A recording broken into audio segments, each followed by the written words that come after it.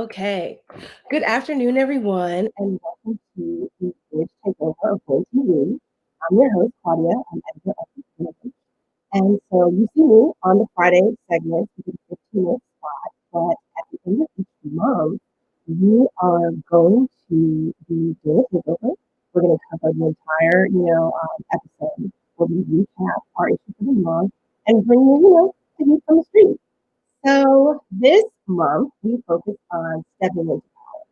And so that's really looking at, we had COVID and we had local politics, we had protests, and some people have been impacted, they had to pivot their careers, or they lost them completely. You've got all this social and racial unrest. And so okay, sorry, trying to get my technical difficulties together. Can you hear me better? Awesome. Perfect. So this month, we decided to focus on people who really took this time to dig into their passion and who are now stepping into their purpose. And so we've got a great lineup today. We're going to be joined by filmmaker, writer, and activist Sherelle Sloan and Good Projects co-founder Darius Baxter, who are going to talk to us about their experience traveling across country, talking to boots on the ground protesters. We're also going to be joined by Kizia Williams, the financial activist, who is also responsible for the My Black Receipt movement. And then we will finally have a musical performance by Uptown XO. And we will end everything with a beautiful photo gallery to commemorate the life and amazing accomplishments of Justice.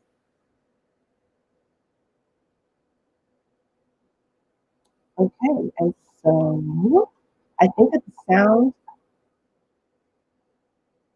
is the sound better? Okay, well, without further ado, we're going to get ready to bring on Sherelle Sloan and Gary Baxter.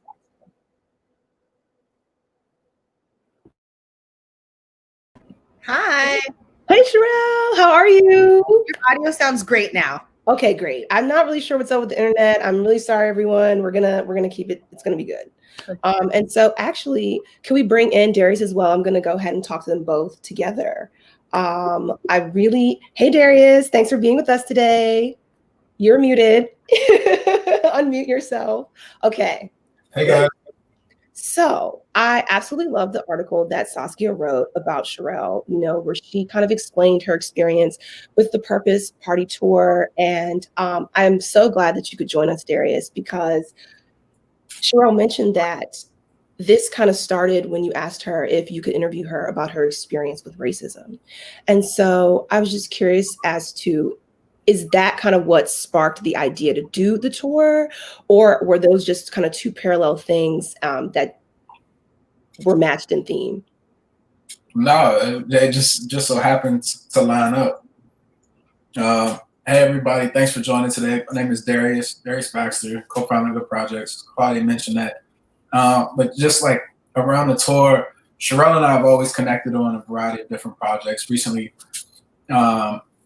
within the last year, asking her to chair the board of Good Projects, and she gladly accepted. And the project that we were working on is a feminist piece that I'm continuing to put together, just interviewing people, less on like racism is like this amorphous thing, like, oh my gosh, like racism is when people, I don't know, look at me funny when I go into a store, but more so like, how does racism make you feel? Like the humanization of a lot of these issues that we're facing. So we wrapped up that project and we're just walking back to the car and she's like, yeah, so what are you doing this week? I'm like, oh, I'm going on tour. And she's like, what? I was like, yeah, I'm going on tour. We're leaving in like 2 days. And she's like, I want to come. Like, all right. To me, it still wasn't even that big of a deal at that point. Like even when we were having the conversation. But she was serious. Like less than like 24 hours later, she had her bag. Was at the airport and was on the road with us for 3 weeks. I love it. So, okay. I know that you all got a lot of good footage while you were on tour. And I also know that, Sherelle, you have already been involved with making a film that, focuses on Black boys and their experience. And so as a filmmaker, set the scene for me. How did you feel when you stepped off of that tour bus and you got to that first city and started interacting with people who were on the ground? Like, were you nervous? Were you excited? Were you scared? All of those things. Generally I was nervous about not really having left my house for 2 months prior to that, getting on a plane, like all of these actions and just being out in the world and interacting with people. And it was really interesting because our first stop was actually Ferguson, and we met with some activists on the ground at a restaurant. And so it was my first time going to a restaurant in like 2 months. And so we get on the elevator and there's this other couple with us, and they're like 20-year-old young white couple. And they're like, yeah, we had to leave the last restaurant we were at because they tried to get our contact information unless they need to contact us around if someone gets COVID. And the girl said, this is literally like our first hour off the thing, and nobody gets COVID anyway. And I was like, like, people are getting COVID. People are dying. Like me. And so every state had like completely different vibes and legal restrictions as it related to COVID.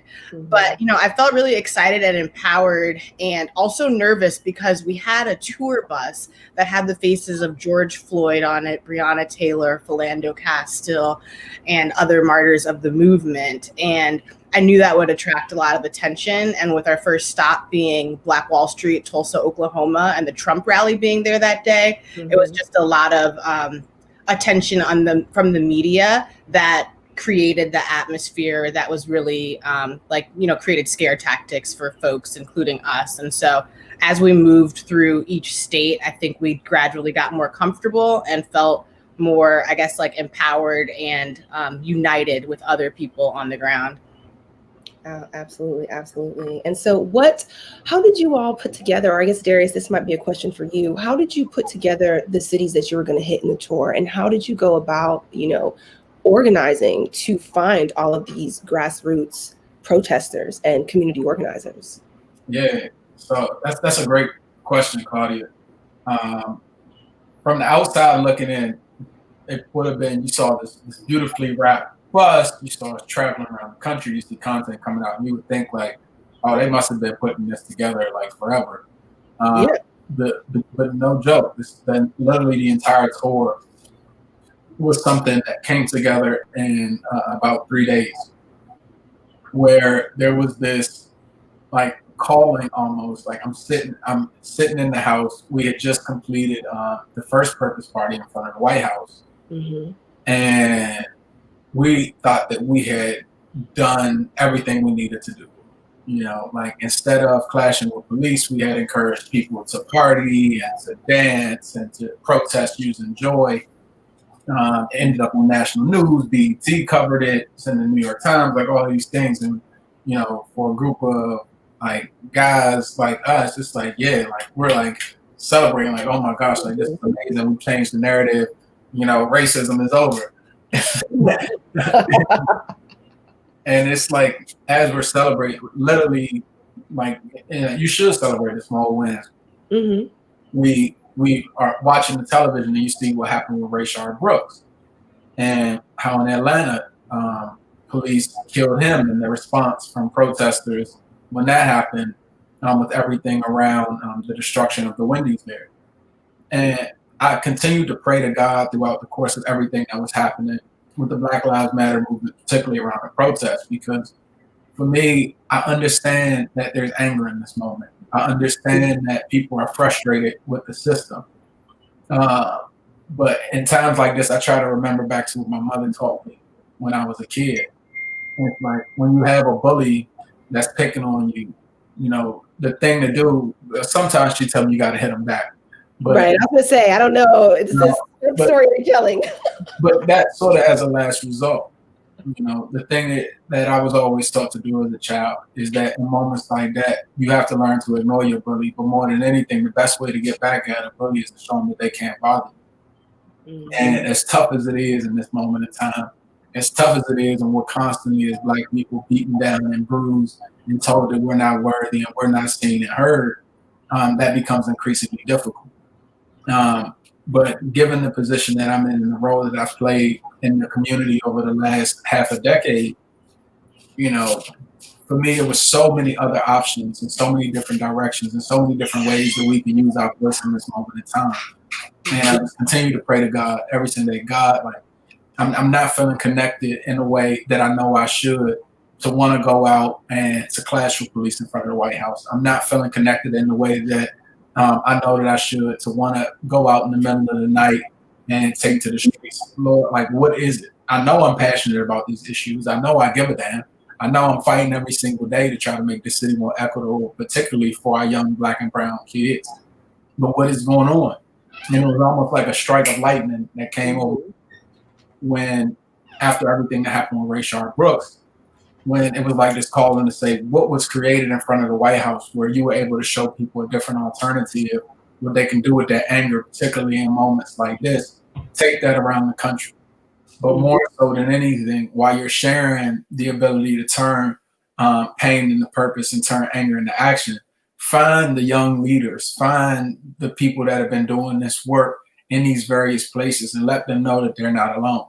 Let them know that a group of people are willing to face, despite there being COVID-19, and Sherelle's story is spot on, some of the things that we face. Let people know that you're willing to risk it all to make them feel special, and that more than anything, to make them feel seen. I mean, I think that that is one of the most powerful parts of the Purpose Tour, is that letting these people know that they're seen. You know, you can get stuck in the little bubble of your town and like what's going on, and feel like you're just fighting and not being heard. And so to have that recognition from outside, and especially from a city like DC, I think it is amazing. And so I can only imagine that there were several emotional highs and lows on this trip, as you moved through the cities, as you visited different memorials, as you learned stories. And so I guess if you could talk about maybe the most impactful moment for each of you, that you're really going to take and is like on your heart. For me, there's two. There's multiple moments, but two really stand out. And one is when we got to Dallas and we went to the Waller County Jail, which is the jail where Sandra Bland was found hanging. And so in every city that we went to honor lives lost to systemic racism, police brutality, and injustice. And so we went there and we wanted to honor the life of Sandra Bland. And it was just the most eerie trip there, leaving Dallas, a big city, driving out 45 minutes to get there. And it was just like country back road. It was a place where someone would be forgotten. It was a place where someone like a police officer could get away with anything. And so we get to this little rinky dink jail off of the beaten path, and we get off, and literally it felt like we got hit by a ton of bricks. The energy was so heavy. And so it was just the most emotional experience of the trip for me. This was our second stop. And it was just really heavy. We prayed, we cried, we held hands. We didn't talk to any police officers because it was clear that there was no reason to speak with them, right? Like, we had nothing to have a conversation about because you know what happened there just from getting off the bus.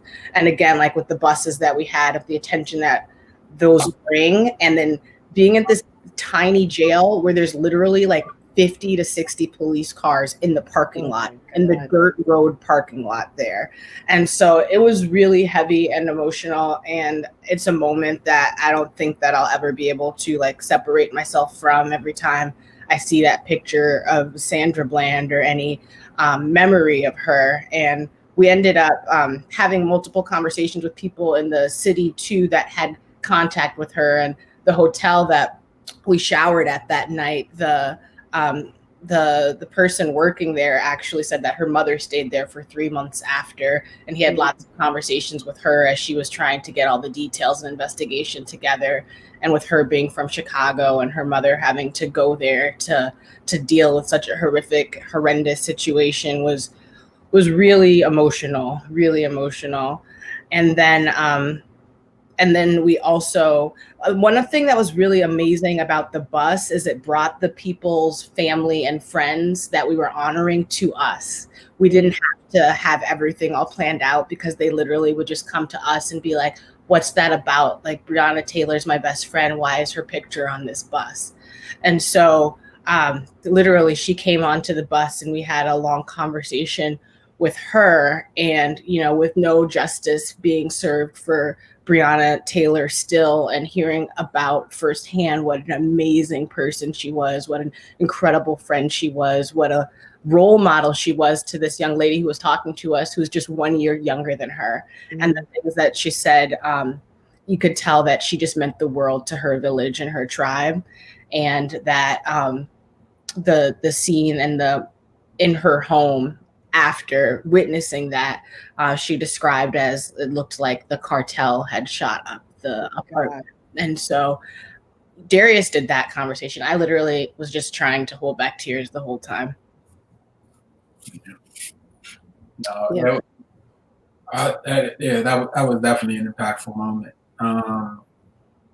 Man, this is tough, man. I didn't mean to bring you guys down, you know? No, it's a great question. To be honest, I hadn't reflected on it. So right now we're working through just going back through some of the footage from the tour, toying around with what like a feature length film would look like from it. And there's just so many moments that stand out. It's hard to, I feel like I'll be giving a discredit to all the people that we met with in the places that we visited if I was to point to one moment, because everywhere was special. Whether we were in Seattle and seeing what was done there and what they're doing around trans lives and with the homeless community.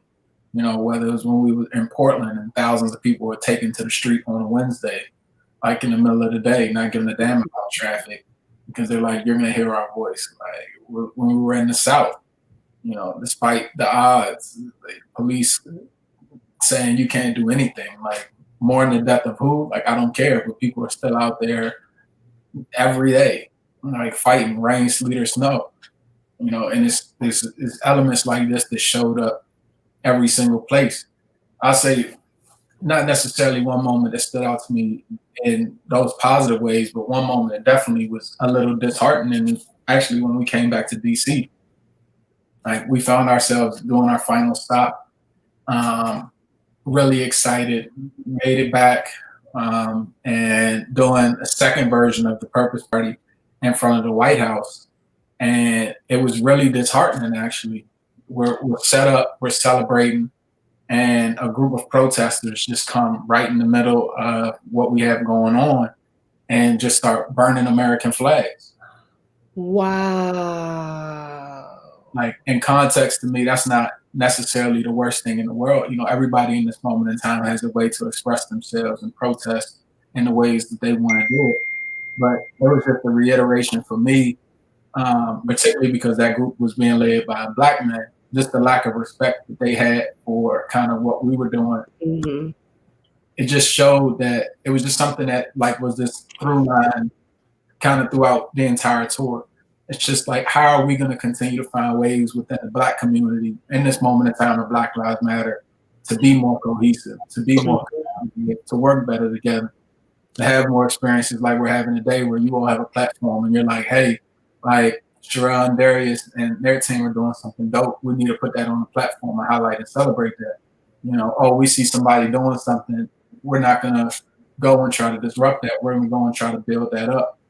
You know, when we see things happening in our communities, it's not for somebody else to handle. It's something that we find ourselves responsible for.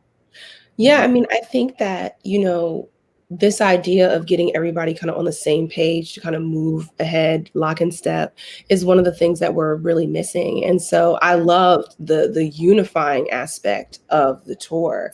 And so I guess, you know, what is, if you, I know in the interview with Saskia Sherrill, you were saying that you weren't exactly sure what the next phase of this Purpose Tour is, and that, you are definitely still committed to the community that Good Project serves, and you don't want to lose sight of that. And so I guess it's like, you can't do this project and not do something else with it. So even if there was just like one action item, you've created such a good foundation. What is next? The $1,000,000 question, right?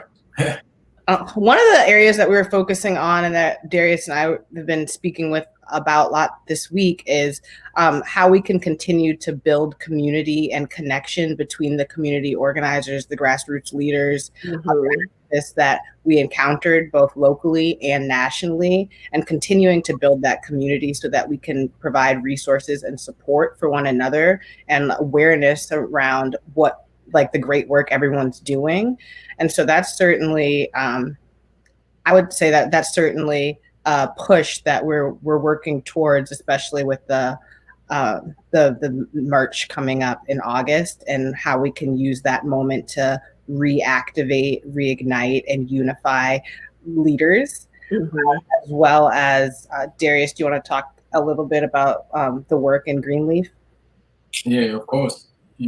More than anything, and just highlight my last statement, is that you do a tour like that around the country, and you see all these different places, and it's very easy to get caught up in, okay, now we have to start this national initiative to everybody. We got this clout coming behind us. We can raise money, and like, look at us standing on top of this movement. We're so freaking awesome.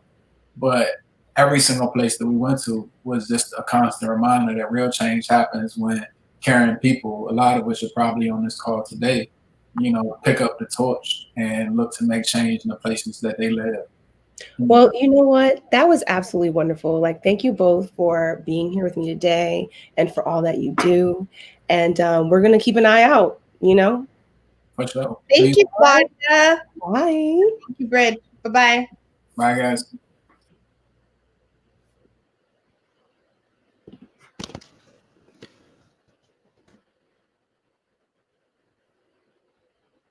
Complete the 2020 U.S. Census. It is safe and secure. It benefits your city, your community, and your family. Complete it online, over the phone, or once you receive it in the mail. You matter. Get counted. 2020 census.gov.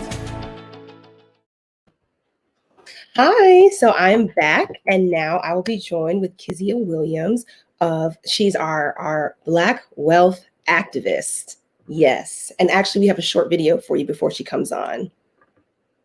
Man, listen.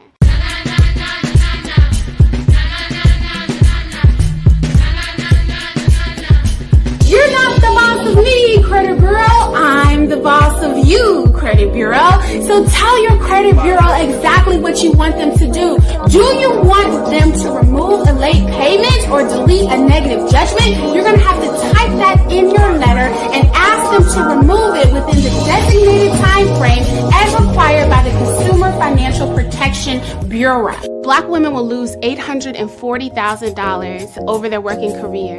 Not because they're not working twice as hard, not because they're not twice as smart, not because they don't know how to make $1 out of 15 cents, but simply because they are Black and they are women. And so Black women today are pursuing entrepreneurship in larger numbers simply because they're trying to create economic opportunities for themselves. 80% of the women who enroll in Black Upstart are Black women. All right, Kezia, hi. Hi, Claudia. How are you doing? Happy Friday. Listen, this is like we're having a fabulous natural hair moment right now that I'm loving. I just hopped on IG Live. I was like, y'all, the curls are popping. Even if it's like the rain outside. And I'm loving your hair. 4 C's, 4 B's unite. Thank you. Yes.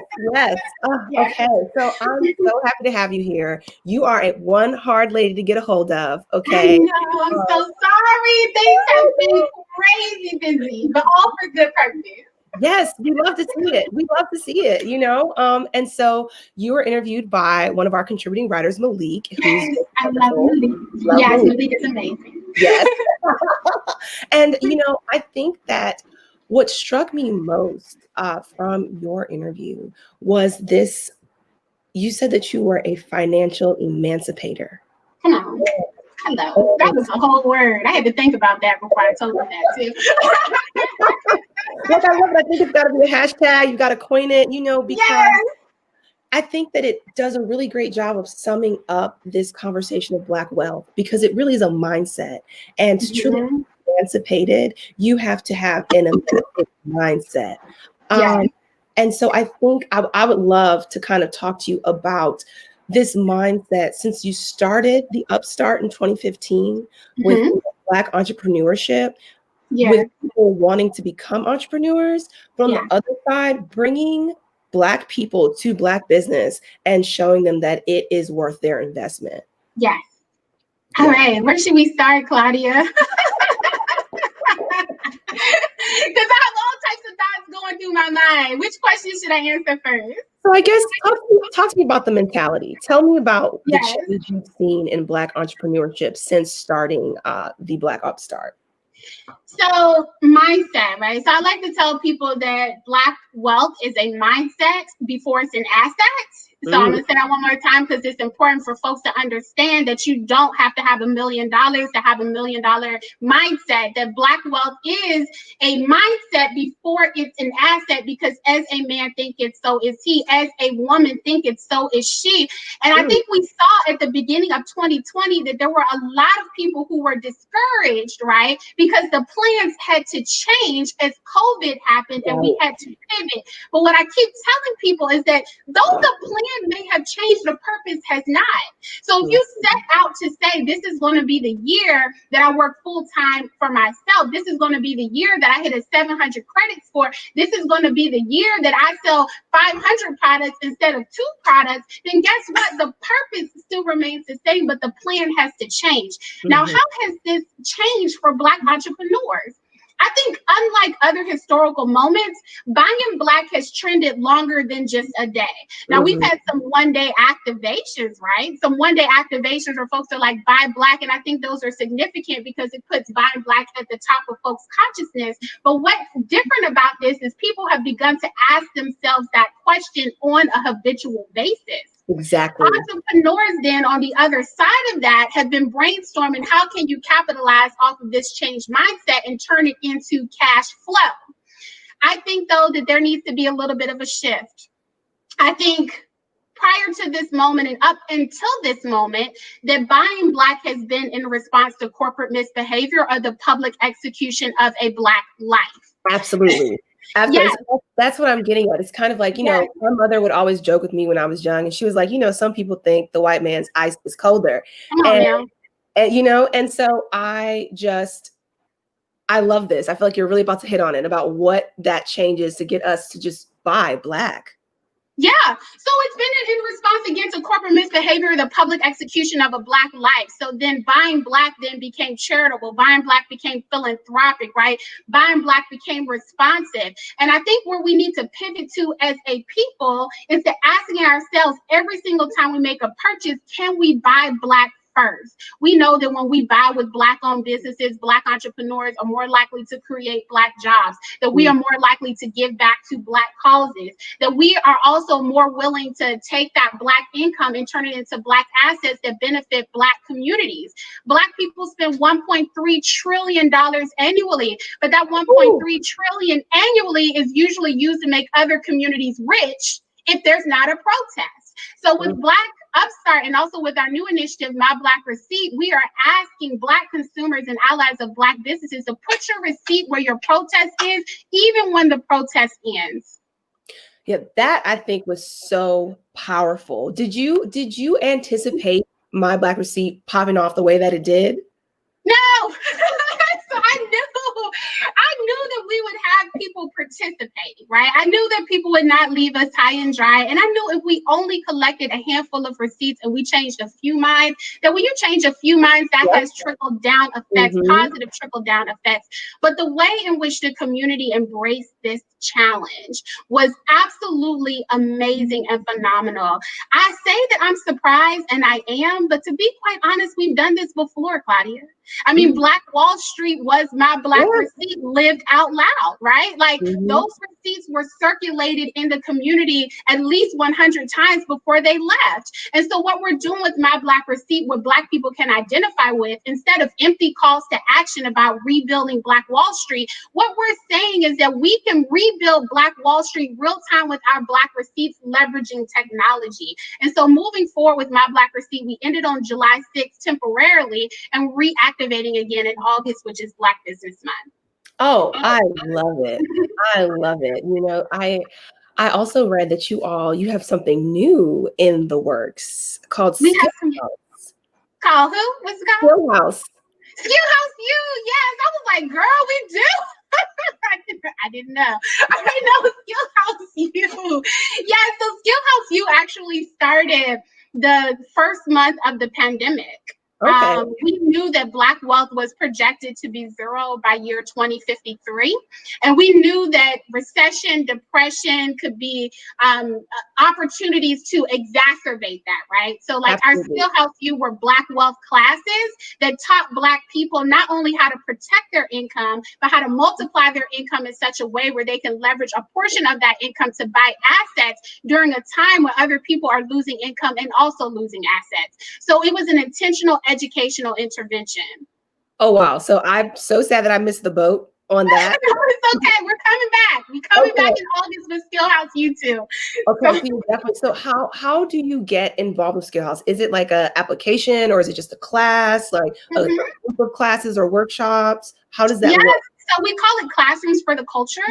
And because we wanted to be accessible to all people, we host these classes for free via Instagram Live. We're probably going to be moving on to a different platform. So people can access the information for free, and then they can pay for the replay at a later date.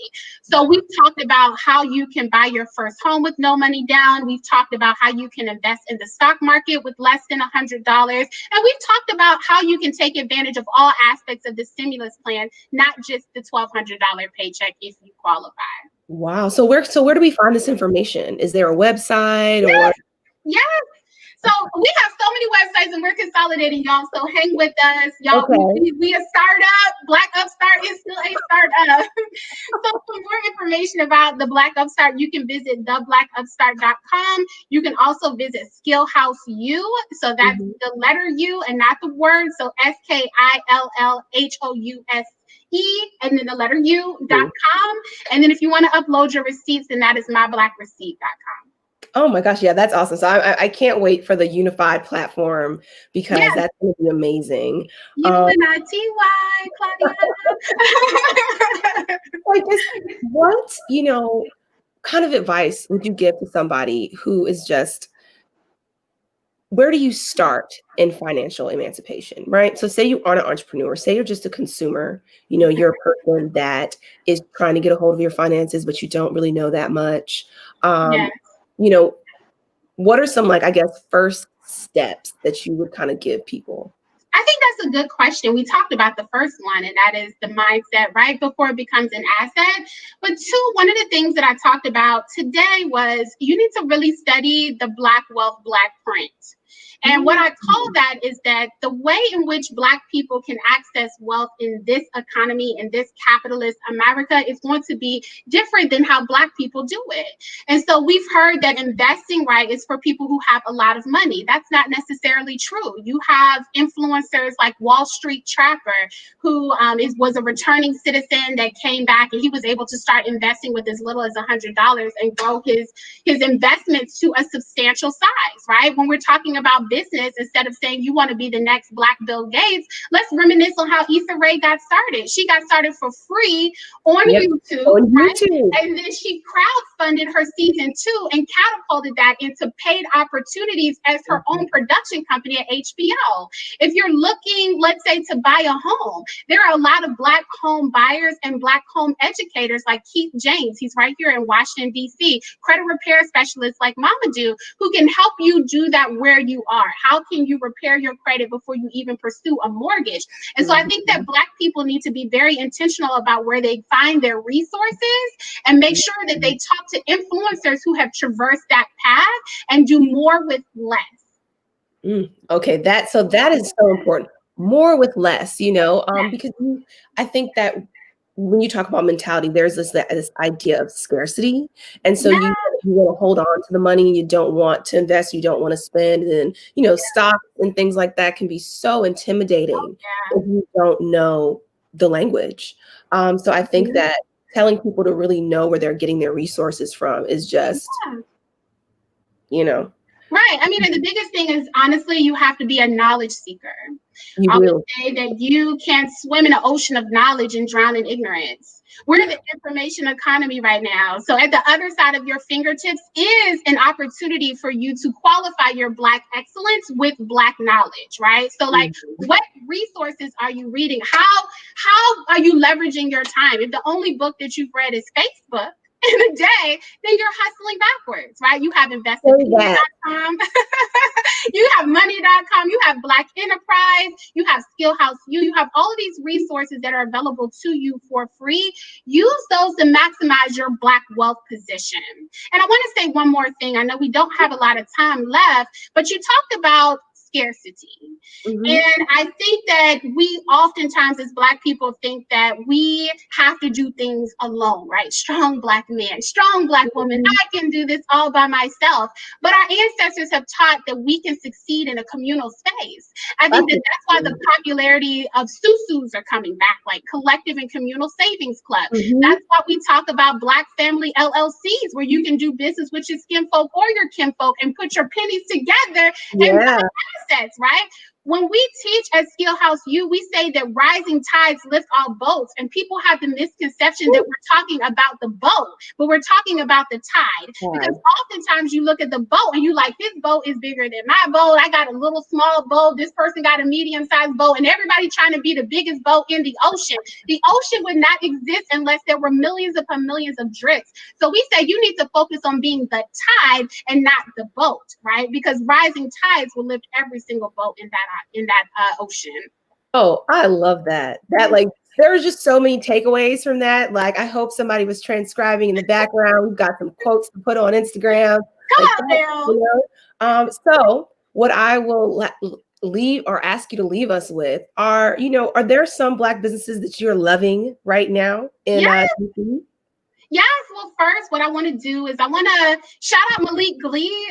He is a Black Upstart alum, and I had the pleasure of talking to him for this interview. And I want to thank him so much for telling a Black story in a Black publication. Shout out to Lafayette, shout out to you, Claudia, and telling Black stories in a Black space. So I want to start there.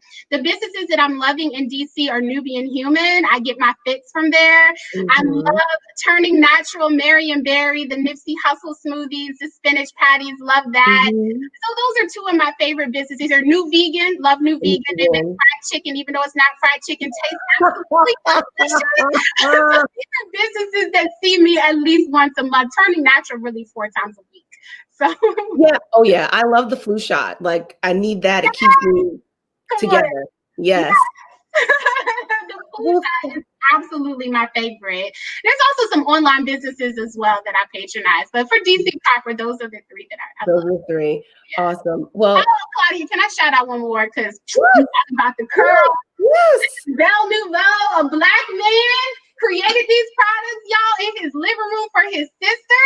And he gets my edges right every single time. Oh, wow. You can see them edges, child, because they weren't there 4 years ago. He gets the curl kind of right. Say the name of those products again. It's called Belle Nouveau, and you spell it Belnouvo. So Belle Nouveau, and that was started by Arkman DeRosier. Oh, wow. Here in DC? So he was here in DC. He's since moved, but he spent 6 years here in DC, and he was actually a Black Upstart faculty member as well. But his products are located online. So there's a lot of online businesses that I also patronize during this time as well. Belle Nouveau is at the top of that list. Oh, wow. I love it. I love it. Okay. Well, just thank you so much for joining us today. This has been a lively conversation. I really hope everybody, you can check out the interview with Kezia in The Bridge. So it's unabridged online, shortened in print. Okay. You can check it out at www.wibridgedc.com. and you definitely need to stay tuned so you can get your resources and you all can do the My Black Receipt campaign when it comes back around in August, and so that you can get to Skillhouse U. Yes, thank you, Claudia, so much for having me. Thank you, thank Lafayette, thank Malik, thank the extraordinary photographer Luna for the awesome photos. Yeah. Oh, by the way, I think photos were excellent. They were great. Yes. Yeah, I think I'm on the front of the newspaper. Is that right? You are. Yes, this is our cover story, ladies and gentlemen. I forgot to mention that.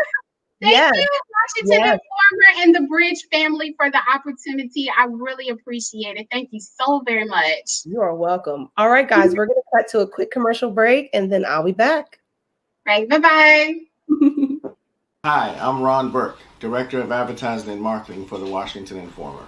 We are proud to serve as the leading multimedia company connecting you to the African American community. We know the Black community is disproportionately affected by COVID-19, and it is our mission to keep you informed of all the positive news that you can use related to this pandemic. The Washington Informer continues to operate daily, delivering news. And together with our hardworking and dedicated staff, we can do more to support your business. We are in this thing together, and I want to help you. Let me customize a solution that will help you effectively reach our more than 87,000 readers and subscribers. Our goal is to keep your business at the forefront of your customers' minds. We want you to come out of this stronger and better when this crisis is over, but we've got to get there together. Contact me today. I'm Ron Burke. I'm at 202-888-6835 or rburke@washingtoninformer.com. Let's work together and stay safe. Thank you. All right, I'm back. And so we're going to give you guys a little treat. This afternoon, we've got the musical stylings of Uptown XO coming at you now.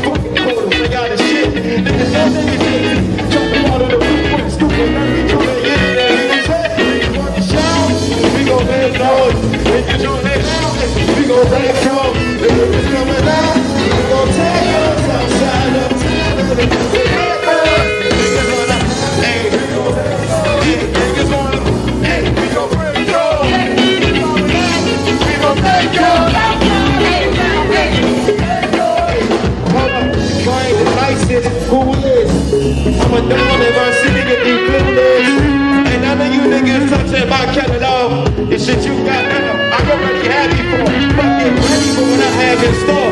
Hit this shit you can't package, dog. I'm the one that make the cabbage on. Old habits, but I'm glad they're gone. I was one of the first niggas rapping with madness on. The practice on the bucket hat was shown. The son of a jazz musician like Nas and Rock Kelly. My rhymes just like them with elegance of describing the violence. Going on the shoulder like violins. Try him this. One thing is coming up my defense in this fight. The city go, nobody touching the flow. Hands off, my nigga.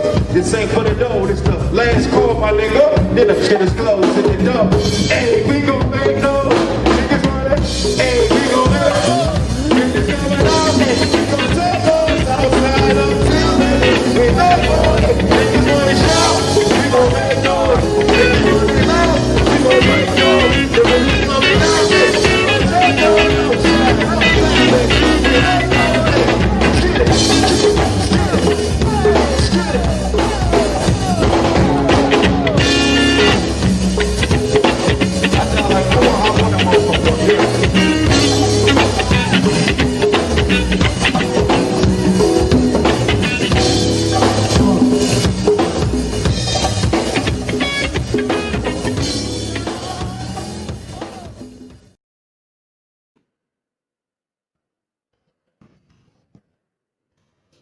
All right, so I am getting ready to close us out. And, you know, in honor of John Lewis's life and all the contributions that he has given us, you know, we thought that it fit perfectly with our stepping into purpose and power to end this issue or this, I guess, episode with photos by photographer Dee Dwyer of the memorial, the motorcade, and around the city, as he goes on to rest in power. So that's up next. And then this is it. Have a great rest of your Friday and have a wonderful weekend. And I'll be here next week for the 15-minute segment because we're going to turn it back over to the Informer. As I said in earlier interviews, you can check us out at www.wibridgedc.com and follow us on Instagram at wibridgedc. All right. Here's the photos. Lord, I never wish death on nobody. Lord, we gon' be left with nobody. Lord, banksters forgot we can't ever fail prophecy. You wonder what they did when Big died? You wonder what they did when Pac died? 20 years unsolved cases after shots fired. If this verse don't put me in your top 5, you need to be smacked so hard you spin clockwise. Trayvon, Sons of Bland, Mike Brown, why? It's only one God, it's one sky. It's only one people, it's one time. It's only one truth, it's one mind. The government taking orders from the devil. It's the only type of rap that's special. MJ and Prince died too, we ain't forget you. You know you can't stop the sunshine. You can't slow down when it's crunch time. This very song for the club, lift your cups high. Right now we partying like Trump died. Partying like Trump died. Partying like Trump died. Partying like Trump died. Partying like I'm all the presidents that represent me. I'm all the presidents that represent me. I'm all the presidents that represent me. I'm all the damn fucking presidents that hold up. Lord, I never wish death on nobody. Lord, we gon' be left with nobody. Lord, allow them to see, they lead blindly. Lord, they done use your name to tell lies to me.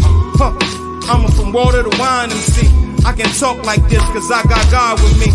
You wasn't really rich before the deal. Sold as a vehicle, your spirit tried to will. The only currency is a good deed still. One line to make the whole hood be still. Celebrate, we will, can't keep still. Though vengeance says we can sell in the heat still. They don't even want to see me eat a meal or withdraw one for the thrill. I'm like, kill Mo, this shit is real, Joe. How they planning out the miles on Capitol?